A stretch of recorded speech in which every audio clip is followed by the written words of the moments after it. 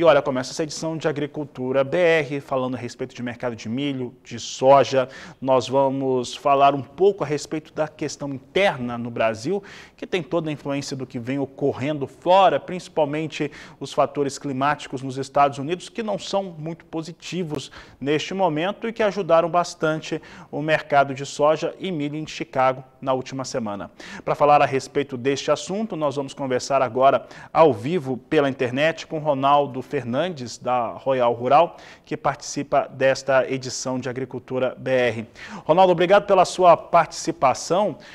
Nós estamos vendo ainda, isso não muda, porque nós temos uma previsão, uma estimativa de produção de milho, de colheita em segunda safra, realmente muito expressiva, entre 96 e 100 milhões de toneladas, a depender da fonte, mas temos visto preços que, de acordo com os produtores rurais, principalmente do centro-oeste do país, não cobrem custos de produção. O estado do Mato Grosso talvez seja aquele que tenha uma maior preocupação neste momento e é onde está mais adiantada a colheita também.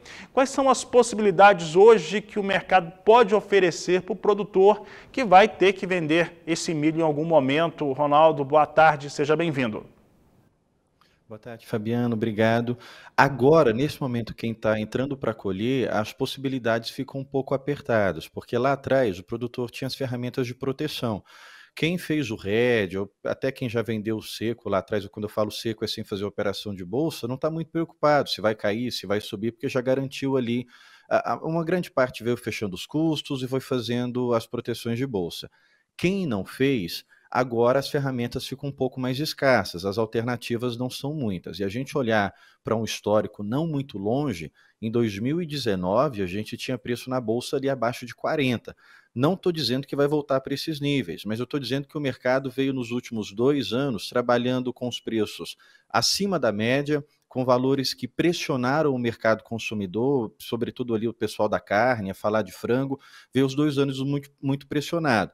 E aí uma coisa que a gente frisa muito é que mercado não tem sentimento, ele não olha para A, não olha para B. Então, quando subiu, quebraram muitas granjas pequenas. A gente tinha cliente aqui que falou, vou ter que sair do ramo porque não dá para ficar com esses preços no nível que está o preço do milho. Muita coisa foi importada de Argentina e Paraguai. Nesse ano, a gente está vendo o inverso, né?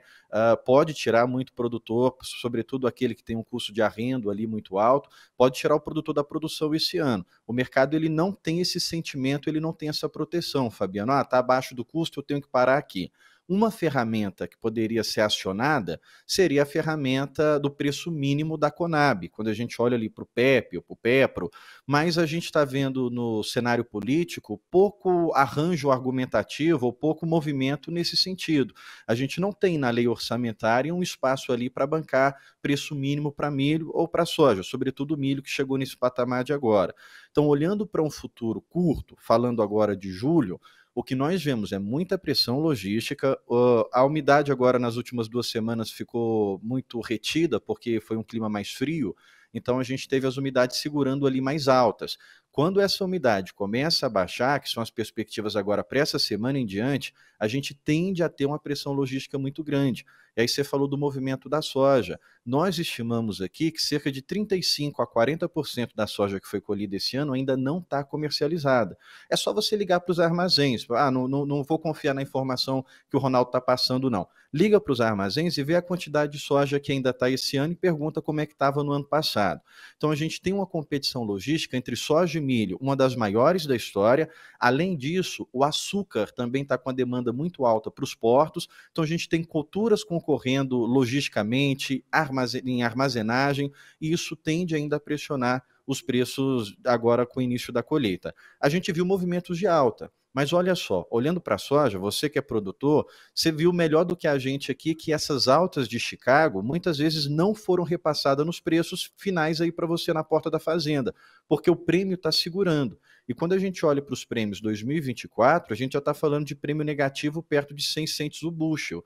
Então, o cenário interno, ele deu uma descolada do cenário internacional.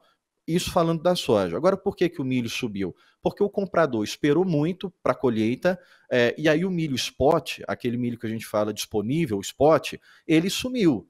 Então aí o comprador ele veio para o mercado pagando preços mais altos para o milho disponível, porque a umidade segurou, a colheita não entrou no tempo que eles acreditavam que ia entrar, mas à medida que a colheita foi entrando, a gente volta essa pressão. E aí tem um ponto que você falou da China, Fabiano. A China, ela está passando por um problema muito grave na economia dela, que ela está com a inflação em 0,2%.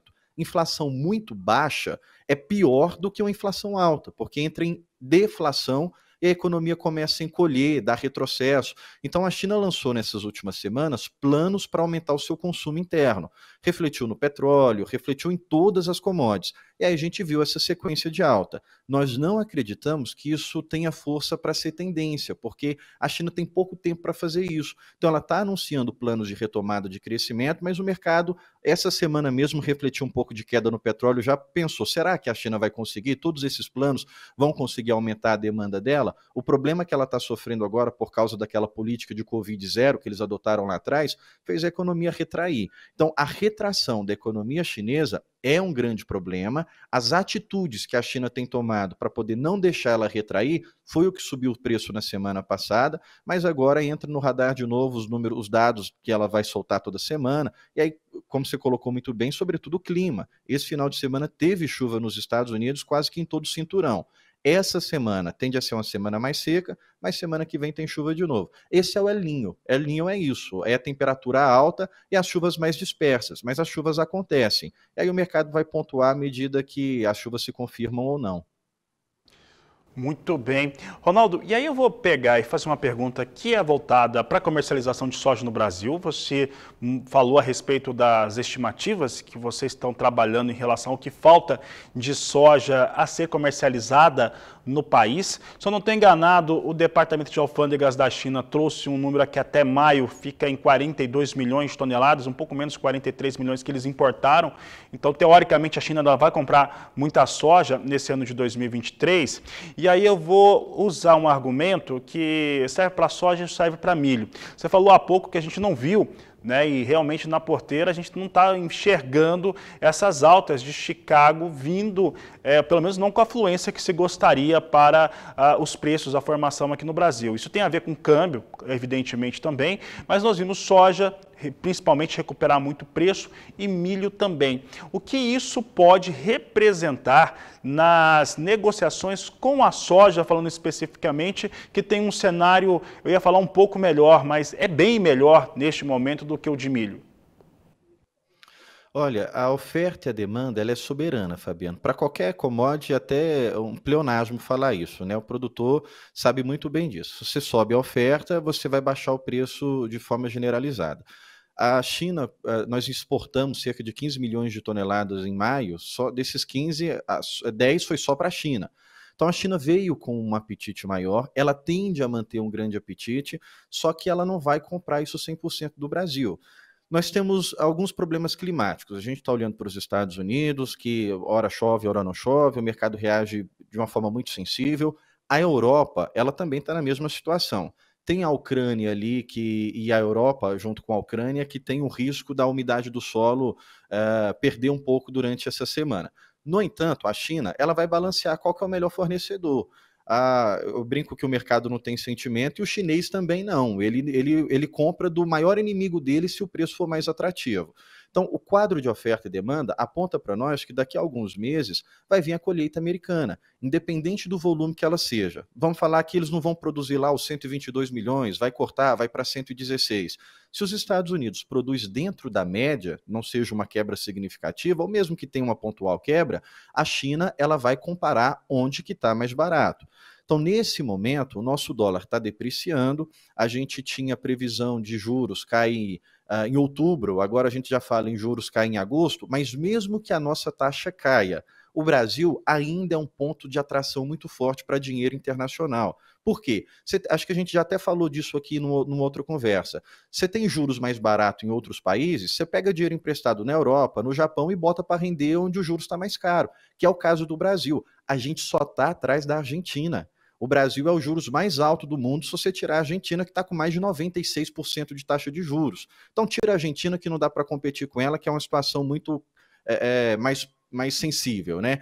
Então, o Brasil ele é um ponto de atração muito grande para a entrada de dinheiro internacional, a gente chama isso de carry trade, que é pegar juros emprestado, pegar dinheiro emprestado onde o juros está barato e colocar para render onde o juros está caro.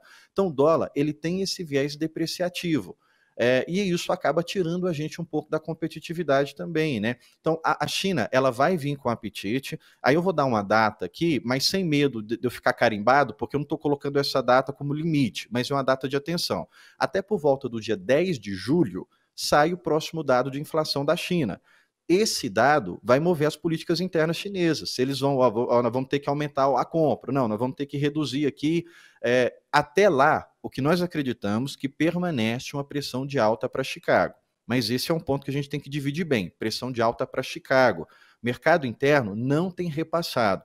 Aí você colocou perfeito que o produtor tem que entender o tripé do preço da soja. É Chicago, é prêmio e é dólar. Então a gente tem duas pontas que estão caindo. O dólar caindo por causa dessa situação que eu falei da atração de dinheiro internacional e o prêmio por causa da nossa competição logística. O mercado está mais ofertado do que demandado. Por mais que ainda tenha um volume significativo de demanda, o que o mercado tem pontuado ainda são os armazéns lotados e, sobretudo, essa competição logística com o milho, que a gente tende a entrar agora na maior competição logística da história do Brasil, né? Com as nossas principais safras produzindo bem e os portos tendo problema para recebimento.